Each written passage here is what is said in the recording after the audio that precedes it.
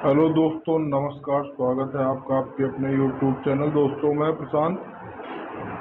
मैं लेकर आया हूं दोस्तों, आज हम पढ़ने वाले संविधान। संविधान यह बहुत ही महत्वपूर्ण प्रश्न है, सभी कॉम्पिटेटिव एग्जाम के लिए है। तो संविधान पढ़ने से पहले हम कुछ महत्वपूर्ण तथ्य जानेंगे संविधान के विषय में। संविधान होता क्या है दोस्तों?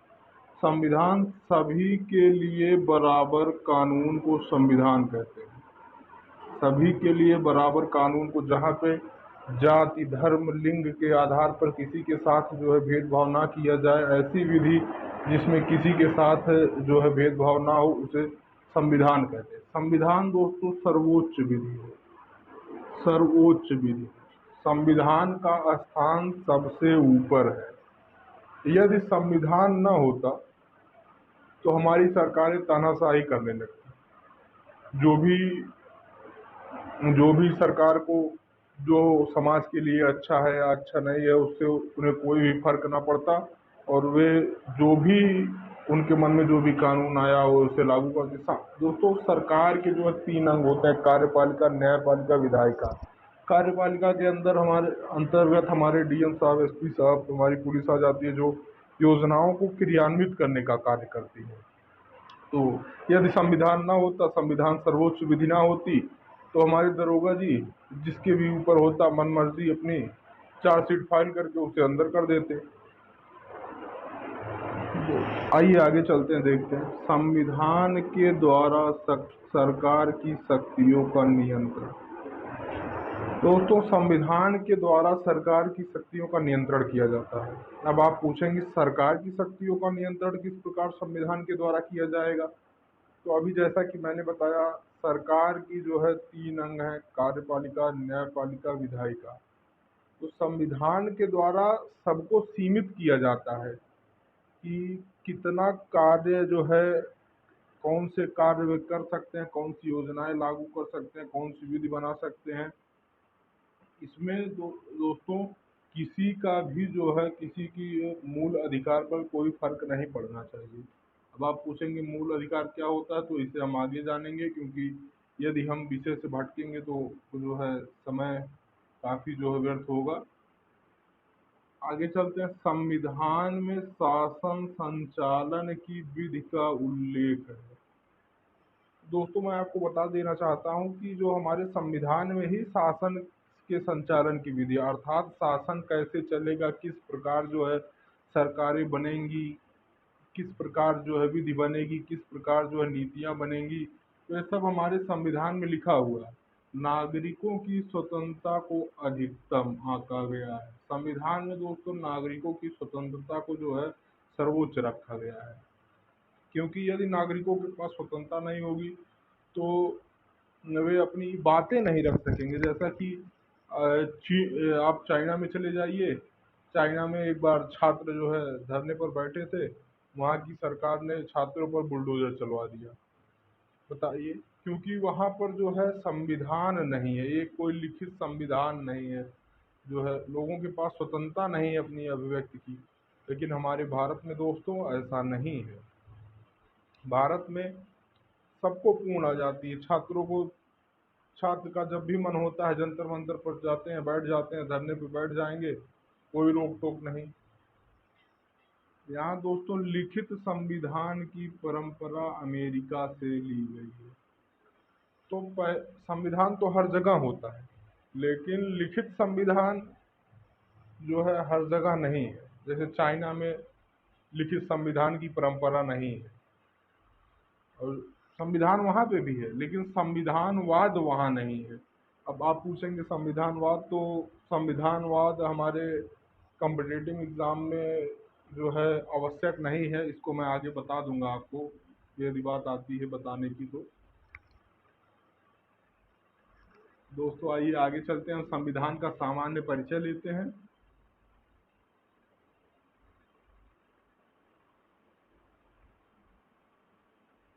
यहाँ देखिए, संविधान में कुल 22 भाग हैं, 395 अनुच्छेद तथा अनुसूचियों की संख्या दोस्तों 12 है।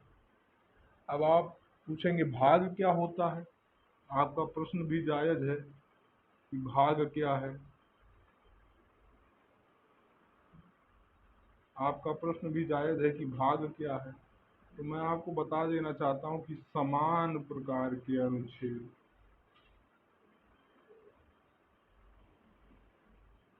समान प्रकार के अनुच्छेद का संग्रह है दोस्तों,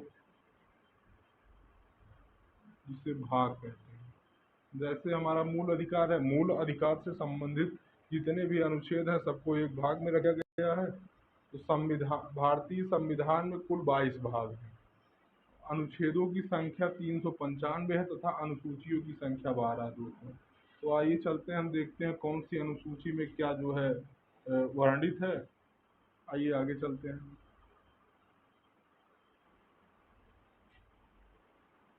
हमारी अनुसूची में पहली अनुसूची में कहा गया है कि भारत राज्यों का संघ है। भारत जो है राज्यों का संघ है। अब आप पूछेंगे संघ क्या होता है, आपका प्रश्न भी जायज़ है कि संघ क्या है। तो मैं आपको बता देना चाहता हूँ कि जब भी राज्य जो है, कई राज्य आपस में मिलकर संघ का निर्माण करते हैं, और इसमें सबसे महत्वपूर्ण विषय यह है कि संघ में कोई भी राज्य अलग नहीं हो सकता दोस्तों। जैसे हमारा भारत जो है, भारत राज्यों का संघ है। इसमें कोई भी राज्य यदि अलग होना चाहे, जैसे कल को कोई भी राज्य कहे कि हम भारत से पृथक होकर, हम इंडिया से पृथक होकर एक अपने देश का निर्माण करना चाहते हैं, तो दोस्तों ऐसा कभी भी नहीं होगा। कोई भी राज्य भारत से अलग नहीं हो सकता। हमारी दूसरी अनुसूची में वेतन की चर्चा है। यहाँ पे दूसरी अनुसूची में अटॉर्नी जनरल के वेतन की चर्चा नहीं है। अटॉर्नी जनरल के वेतन की चर्चा नहीं है, इसके लिए अलग प्रावधान है, उसे हम आगे पढ़ेंगे। अटॉर्नी जनरल के वेतन की चर्चा नहीं है मित्रों। आइए देखते हैं हमारी तीसरी अनुसूची में शपथ की चर्चा है कि किसको कौन शपथ दिलवाएगा, उनकी शपथ की क्या प्रक्रिया होगी। तो शपथ है अनुसूची तीसरे में, इसमें राष्ट्रपति के शपथ की चर्चा नहीं है। राष्ट्रपति के शपथ की चर्चा नहीं है, इसके लिए एक अलग अनुच्छेद का प्रावधान किया गया है मित्रों। आइए आगे चलते हैं। आगे हम पढ़ेंगे कि कौन से अनुच्छेद में राष्ट्रपति के शपथ की चर्चा है, कौन से में उनकी योग्यता की चर्चा है, वो हम आगे पढ़ेंगे। अभी हम एक बेसिक फ्रेमवर्क तैयार कर रहे हैं दोस्तों। यहाँ हम चौथी अनुसूची में SC/ST के लिए कानून की व्यवस्था है। और यहाँ देखिए दोस्तों, यहाँ पे गलती से पांचवी, ये चौथी नहीं है दोस्तों, पांचवी है। यहाँ मिसप्रिंट हो गया दोस्तों, आप इसे सही कर लेंगे।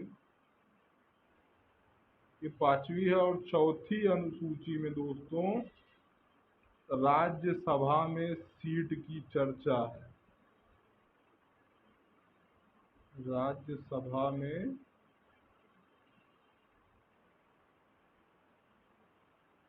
सीट की चर्चा है मित्रों, इसे आप सुधार लीजिएगा। मैं, यदि आप सभी को PDF चाहिए तो मेरा एक टेलीग्राम चैनल है, मैं वहाँ पे PDF अपलोड कर दूंगा।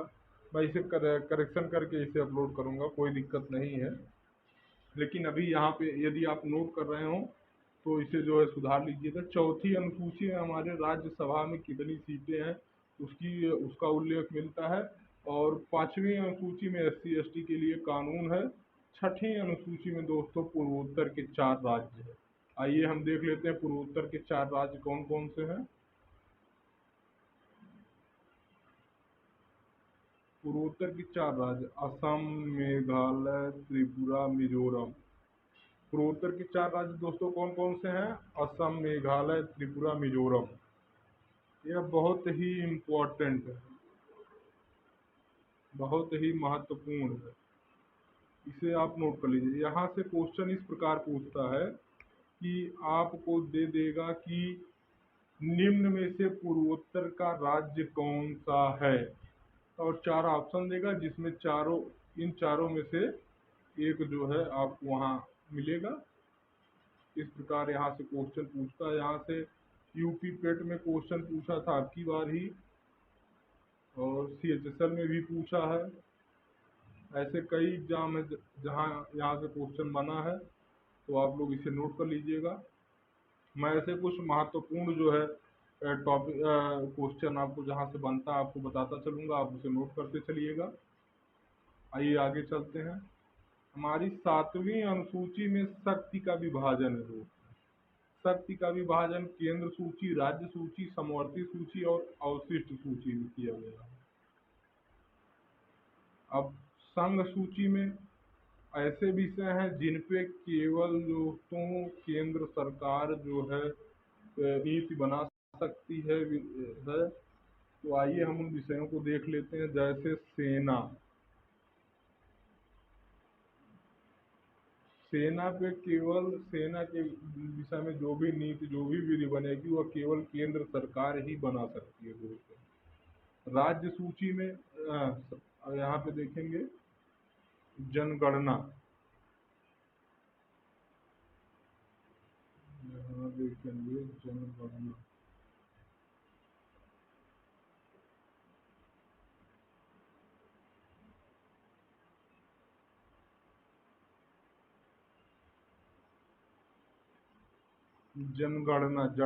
जनगणना पे दोस्तों जो है केंद्र सरकार कानून बना सकती है। बैंकिंग सेक्टर में जो है केंद्र सरकार कोई भी नीति बना सकती है। रेलवे में ये ऐसे विषय हैं जिन पर केवल केंद्र सरकार ही नीति बना सकती है, कानून बना सकती है। आइए हम राज्य सूची में देखते हैं क्या है, कौन कौन से ऐसे विषय हैं जिन पर जो है राज्य कानून बना सकता है। जैसे कृषि, पुलिस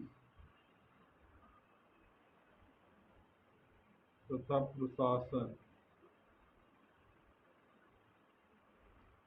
इन विषयों पर जो है राज्य सरकार नीति बना सकती है दोस्तों।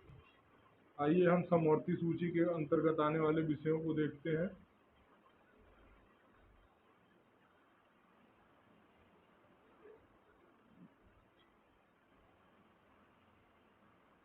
समवर्ती सूची ऐसे विषय जिन पर जो ऐसे विषयों की सूची है जिन पर केंद्र एवं राज्य सरकार दोनों ही कानून बना सकती हैं दोस्तों। तो आइए देखते हैं कौन। जैसे शिक्षा पर, परिवार नियोजन,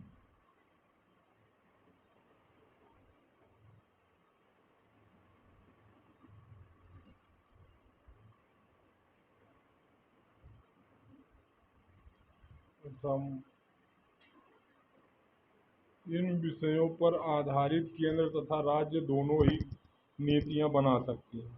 तथा अवशिष्ट सूची दोस्तों, यह विशेष रूप से है क्योंकि यह जब संविधान बन रहा था तब जो है इनका ये विषय ऐसे थे जो संविधान बनने के बाद जो है उपलब्ध आए हैं।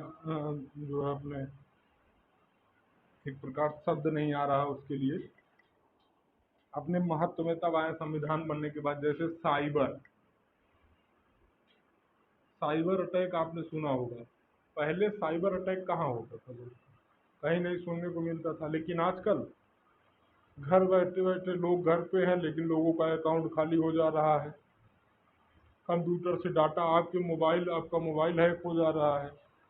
इन पर जो है नीति केवल दोस्तों अवशिष्ट सूची में दोस्तों केवल इस पर नीति केवल केंद्र सरकार ही बना सकती है। राज्य सरकार इसमें कोई नीति नहीं बना सकती। जैसे अंतरिक्ष,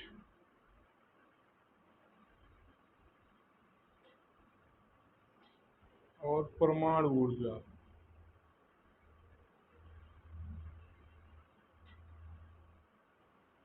इन विषयों पर केवल केंद्र सरकार ही जो है कानून बना सकती है। दोस्तों आइए आगे चलते हैं।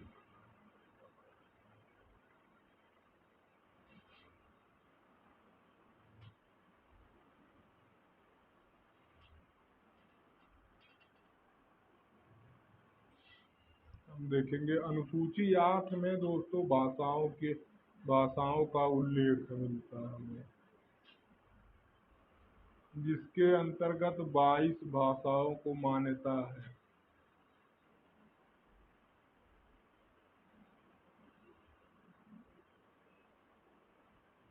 जिसके अंतर्गत दोस्तों 22 भाषाओं को मान्यता मिली है तथा 9वीं अनुसूची में दोस्तों भूमि सुधार तथा जमींदारी उन्मूलन का जो है उल्लेख मिलता है। और 10वीं अनुसूची में दोस्तों दल बदल, जैसे आपके क्षेत्र के विधायक को आपने देखा होगा, विधायक जी हैं, कभी जो है कांग्रेस से चुनाव लड़ेंगे तो कभी भाजपा में चले जाएंगे, यही दोस्तों दल बदल है। पंचायत अनुसूची 11 में दोस्तों पंचायत का उल्लेख मिलता है हमें।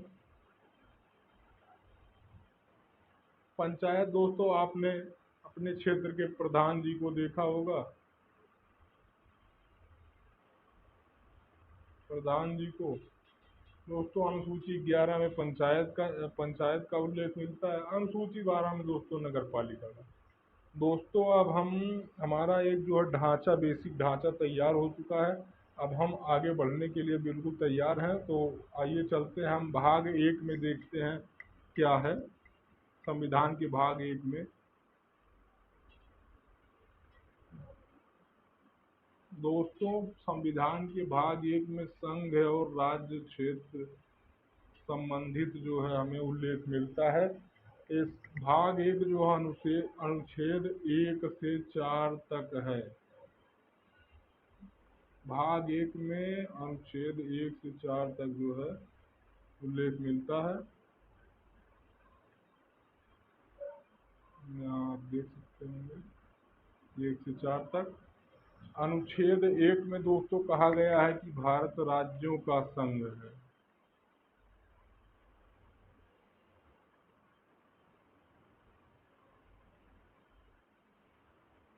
अनुच्छेद 1 में कहा गया है कि भारत राज्यों का संघ है। जैसा कि मैंने आपको पहले ही बता दिया है कि भारत राज्यों का संघ से क्या आशय है, तो इसमें कुछ बताने की आवश्यकता नहीं है, आगे हम देखते हैं। अनुच्छेद 2 में कहा गया है कि संसद विदेशी राज्यों को मिला सकती है। दोस्तों यदि संसद चाहती है तो किसी भी विदेशी राज्य को भारत में शामिल कर सकती है। जैसे उदाहरण है सिक्किम। सिक्किम को दोस्तों 36वें संविधान संशोधन में, दोस्तों यह भी बहुत ही महत्वपूर्ण है, ऐसा पूछ लेता है कई बार कि सिक्किम को कौन से संविधान संशोधन के तहत जो है भारत में शामिल किया गया था, तो यह है 36वें संविधान संशोधन के तहत। आप इसे नोट कर लीजिएगा, बहुत ही इम्पोर्टेंट है, बहुत ही महत्वपूर्ण है। सिक्किम को 16 मई सन 1975 में 36वें संविधान संशोधन के तहत भारत में शामिल किया गया था दोस्तों। आइए हम आगे देखते हैं। अनुच्छेद 3 में जो है यह उल्लेख मिलता है कि संसद किसी राज्य की सीमा परिवर्तन कर सकती है दोस्तों।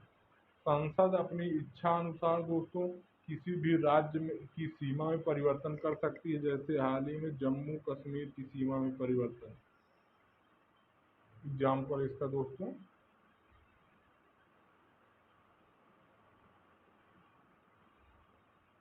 यहाँ कुछ समस्या है, इसे मैं हाँ, जैसे कि जम्मू कश्मीर में जो है सीमा परिवर्तन हुआ है। अब आइए चलते हैं, देखते हैं अनुच्छेद 4 में क्या उल्लेख है। अनुच्छेद 4 में दोस्तों कहा गया है कि अनुच्छेद 2 तथा 3 में राष्ट्रपति हस्तक्षेप नहीं करेंगे। जैसा कि दोस्तों मैंने ऊपर बताया, अनुच्छेद 2 के तहत संसद विदेशी राज्यों को आपस में मिला सकती है तथा अनुच्छेद 3 के तहत संसद किसी राज्य की सीमा का परिवर्तन कर सकती है। और ऐसा करने के लिए, संसद करने के लिए स्वतंत्र है, इसमें राष्ट्रपति कोई हस्तक्षेप नहीं करेंगे, इसमें राष्ट्रपति का कोई भी रोल नहीं है दोस्तों। तो दोस्तों आज हमने क्या क्या पढ़ा ये देख लेते हैं एक बार।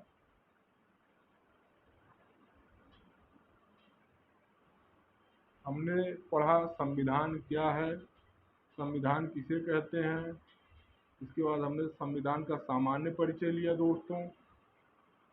इसके बाद हमने देखा संविधान में कितनी अनुसूचियां हैं, कौन से अनुसूची में किन बातों का उल्लेख मिलता है।